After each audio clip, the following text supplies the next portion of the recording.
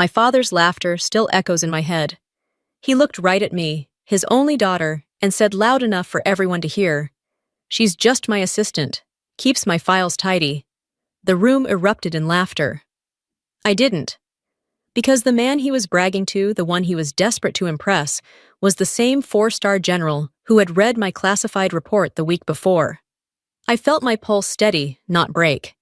If my father wanted to turn me into a joke, then tonight he'd learn exactly who the punchline belonged to. My name is Tessa Gilbert, and this was the night I stopped letting silence protect him. The house smelled like smoke and nostalgia. Cigar haze curled above the old mahogany table. Bourbon glasses glinted under the yellow light, and the laughter of men who missed their prime filled every corner. The same walls that once framed my childhood now felt like they were closing in. My mother's message had been short. "Your father wants you home for dinner. It's important. General Kane will be there." That name had stopped me cold. He wasn't just another retired officer. He'd been on the oversight board of the same program I commanded in silence. If he remembered my voice from the cipher briefings, this dinner could unravel a decade of careful separation. But saying no to my father was never an option. Richard Gilbert didn't believe in refusal. Only rank, only pride, only the echo of who he used to be. When I stepped through the door, the past greeted me like a ceremony. His medal still lined the walls. His flight jacket hung beside the photo of a younger man who believed the sky belonged to him. Then he saw me and grinned loud enough for every guest to hear. "Ah, there she is!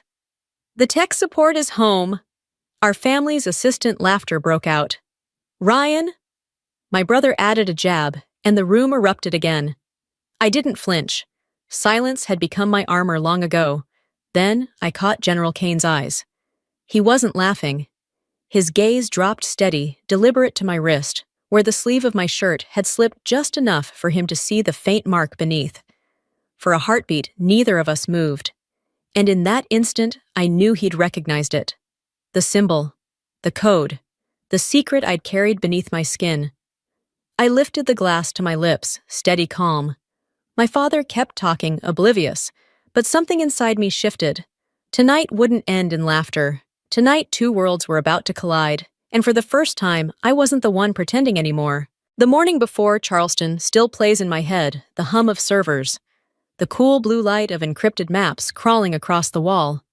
I was in command headset, pressed tight eyes fixed on the data stream when Spectre's voice broke through. "Cipher, our east grid just spiked. What's the protocol contain? Run cipher lock on port 9. Copy that actual." The silence that followed wasn't fear.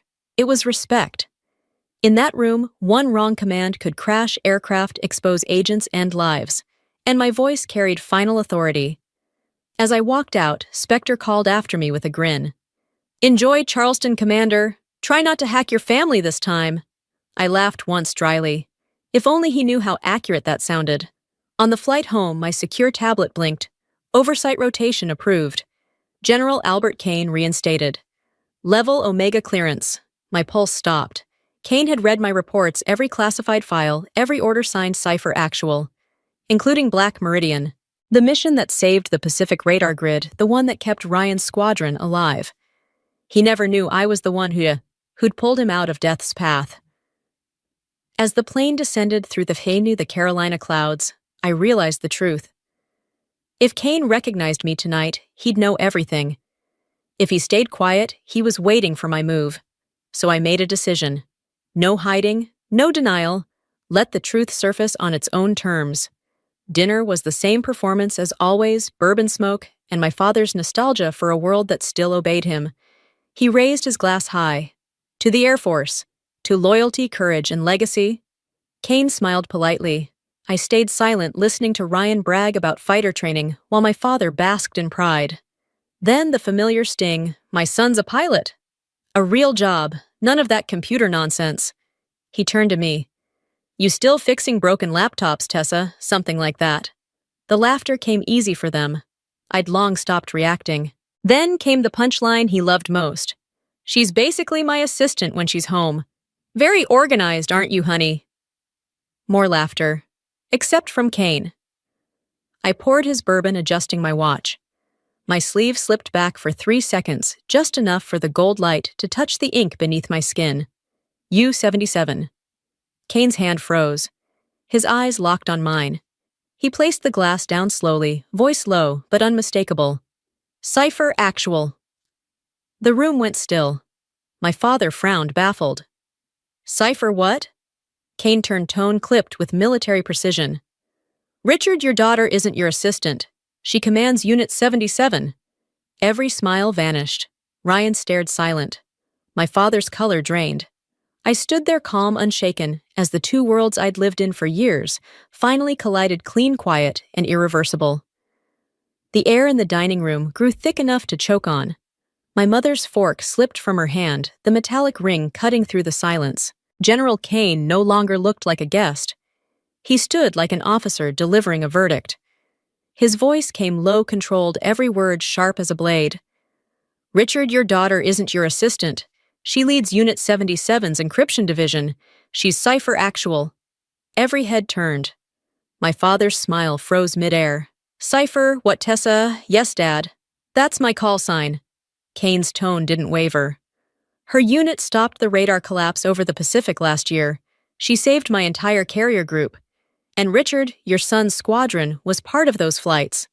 Ryan went to pale, eyes wide. Wait, that encrypted voice giving us new coordinates, that was you, always was. The ticking clock suddenly sounded deafening. My father tried to laugh, but it cracked midway. She never told us. Maybe she just got lucky with some computer project. Kane's expression hardened. She didn't get lucky, Richard. She's the reason your son came home alive. The neighbor, a retired sergeant, muttered under his breath, half in awe, half in disbelief. My God, Richard, you called your CO an assistant. Kane straightened, looking at me with military respect. Commander Gilbert, it's an honor. The word commander hit like a gunshot. My father slumped into his chair, his authority evaporating in the thick, smoky air. Commander, you're a... Commander, in a way. I command data, not people, but lives depend on it. My mother's voice trembled. Tessa, why didn't you tell us? Because you wouldn't have believed me. The chandelier light flickered across my face, and for the first time, my silence felt like power, not surrender. Dad, I spent years earning a title. You turned into a punchline. Now you know what it costs to be just an assistant. He said nothing. Kane nodded once, a quiet salute. The room's hierarchy had shattered beyond repair. No one moved, but the dinner was dead. The pride, the laughter, all of it gone. Kane remained standing, voice calm but commanding. Richard, your daughter's team protects this nation's deepest systems. Without them, we'd be blind. My father struggled to find his words. She's just a kid who played with computers. I mean exactly that, Kane cut in. She outranks half this room, including me. He tried to pour more bourbon, but his hands shook. Why didn't you tell me? Because you never asked. The words hit like shrapnel. You made me a fool in front of my oldest friend. No, Dad. You did that yourself. Ryan's voice cracked. So all those years, when I mocked your safe job, you were the one keeping us alive? Yes. I'm sorry. And I believed him. He wasn't cruel, just trained to look away. I stood setting my glass down. I should get back to Arlington. My team's waiting. Tessa, wait. Next time, Dad, pour your own bourbon. Outside, the air was cold, sharp. My phone buzzed. Black Meridian inquiry cleared. Pentagon commends your leadership. Copy that. Standing by. Fireworks burst over the horizon, their reflection glinting off the ink on my wrist, U-77 alive in red and blue light. Driving into the quiet, I realized I hadn't humiliated him. I'd simply stopped protecting his illusion. And for the first time, peace felt heavier and far more honest than pride. No one said a word after I stepped out of that room. The door clicked shut behind me, sealing in the silence I had left for them to drown in. The night air was sharp and cold, cutting through the lingering scent of bourbon and cigar smoke. For the first time in years, my chest didn't feel heavy. It felt weightless, like I'd finally taken off the armor I'd worn too long. From inside, I heard Kane's voice, steady, but softened by conviction. Richard, you should be proud. You raised a commander. There was no reply. Only the scrape of a chair, the dull clink of a glass, then nothing at all. I stood on the porch for a moment longer, staring into the dark, then walked to my car. The yellow light spilling from the dining room windows stretched across the hood, like the last remnant of a world I was done belonging to. On my wrist, the ink of U-77 caught the faint blue from the dashboard glowing softly against my skin. The phone buzzed as the engine started. Spectre's name flashed on the screen. Actual, we've got a situation. Crimson Shield flagged a breach in the Eastern Satellite Array. I shifted the car into drive. En route. I'll brief from my terminal. He chuckled quietly. You sure you're ready to dive back in? I glanced at the house shrinking in my rearview mirror. I've been ready for years. Before I pulled away, another call came. Mom. Tessa? He didn't mean it. Your father's just proud in the wrong way. I exhaled. Mom? I'm fine. Just tell him I don't need him to be proud. I just needed him to listen. Silence. Then a tremor in her voice. He's sitting there staring at your empty chair. That's a good start, I said softly and hung up. Halfway to the interstate, a new message from Spectre appeared. Black Meridian cleared. Pentagon commends your leadership. You're being recommended for the Medal of Distinguished Service. A small laugh escaped me. Irony has a sense of timing. The radio crackled with a news update about Unit 77's intervention saving multiple Air Force squadrons. I turned it off. I'd already lived that story. As I drove past the oak-lined street, the smell of cigar smoke drifted through the cracked window. Every time he mocked me, I built the silence that would destroy his pride. Revenge, I thought, isn't rage. It's the quiet sound of someone realizing their own echo. 6 months later, the hum of the tank filled the Pentagon's sub-level conference hall. 12 officials sat around the table as I led the final briefing for Crimson Shield Initiative. My voice was even deliberate. The objective is containment. We neutralize cyber threats before they become kinetic. No one interrupted. Even the seasoned generals watched closely. Kane sat at the far end, arms folded, nodding each time I finished a section. When the meeting ended, he approached, expression calm but warm. Outstanding work, Commander Gilbert. The Joint Chiefs were impressed. Thank you, sir. He studied me for a moment. Your father called me, you know. He said he doesn't know how to fix what he broke. He doesn't need to, I said. Some things are meant to stay quiet. Kane's smile held a trace of sadness. He asked if you'd ever come home again. Home? I glanced at the glass wall overlooking the city. I already am. As he walked away, my tablet buzzed an incoming email from Lieutenant Ryan Gilbert. You saved me. I owe you a drink. I typed back. You owe me respect. The drink can wait. I hit send. It felt like setting down a burden neither of us knew we carried. On my way out, the phone vibrated again. A text from my father. Hi, Commander. We're watching you on C-SPAN. Proud of you. I stopped mid-hallway, reading the words once. Then I smiled faintly and saved the message without replying. Behind me, the glass doors sealed shut with a soft hiss, the echo of my footsteps steady and unhurried. Out on the Pentagon terrace, the sun sank low over the Potomac light, scattering across the water like a digital code unraveling. I touched my wrist. The U-77 glimmered beneath the fading gold. Legacy. I whispered to myself, built not borrowed. The city stretched wide before me, its rhythm steady, its silence whole. For the first time, I didn't feel like a secret. I felt like part of something vast and unshakable. It was late, the kind of quiet that hummed. The servers in the Arlington Command Center whispered behind me, steady and alive. Blue light from the monitor spilled across the wall, cold and clean truth in its purest form. The phone buzzed on the desk. One new message. Dad. Hi, Commander. Mom and I watched the hearing. We're proud of you. I stared at it for a long time. Once those words would have undone me. I would have cried, maybe even believed them. Now they felt weightless, like air after a storm. I read them again, then folded the phone shut. He finally said the words I thought, but they'd arrived years too late to matter. The room dimmed around me as memory cut through his voice, sharp and cold. You'll never understand what real duty means. But I had. I carried the kind of duty he never had to face. And now, as he wrote of pride, I felt only compassion for the man who confused medals with meaning. The phone's reflection glowed against the metal table, catching the ink on my wrist, U77, the letters burning soft blue and silver. Some people wear their rank on their sleeves. I wear mine under my skin. I turned back to the screen, fingers moving again. Recognition isn't power. Clarity is. The light dimmed, leaving only the quiet. I typed one final reply. Glad you're both well. Then I powered down the monitor. The silence that followed wasn't empty. It was freedom. The war was over the moment I stopped needing to win it. Monday morning came quiet and clear. I walked through the Pentagon's corridor in full uniform, the click of my boots echoing softly against marble floors. Few knew what was happening that day, a closed ceremony for those who worked in shadows where names were never spoken outside the walls.